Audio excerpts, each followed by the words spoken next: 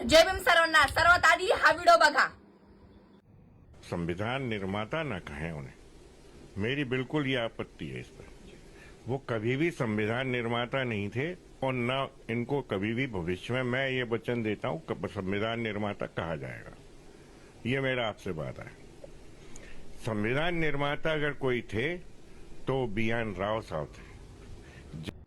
तर या व्हिडिओमध्ये ग्वालियर हायकोर्टचा ऍडव्होकेट अनिल मिश्रा याचं म्हणणं आहे की डॉक्टर बाबासाहेब आंबेडकर संविधान निर्माते नसून तर BN राव हे संविधान निर्माते आहे। अरे नालायक माणसा, थोडी तरी लाज वाटू दे। जो कायदा वाचून तो ऍडव्होकेट बनलाय, आज त्याच कायद्यावरती तू बोट उचलतोय। विचार कर, जर कायदा वाचून तू जर ऍडव्होकेट बनू शकतो तर कायदा लिहिणारा किती महान असेल, किती विद्वान असेल। अरे आज हायकोर्टामध्ये डॉक्टर बाबासाहेब आंबेडकरांची प्रतिमा लागते तर तुमच्या बुडाला एवढी आग लागते। तर विचार करा, त्या काळी माझ्या बापाने किती संघर्ष केला असेल की आज या भारताच्या तिरंग्यावरती माझं अशोक चक्र फडकतंय। अरे हा समाज सुद्धा असा आहे ना, डॉक्टर बाबासाहेब आंबेडकरांच्या नावासाठी 100 वेळा मरेल आणि तुझ्यासारखे जातीवादी भाडवे घेऊन मरेल।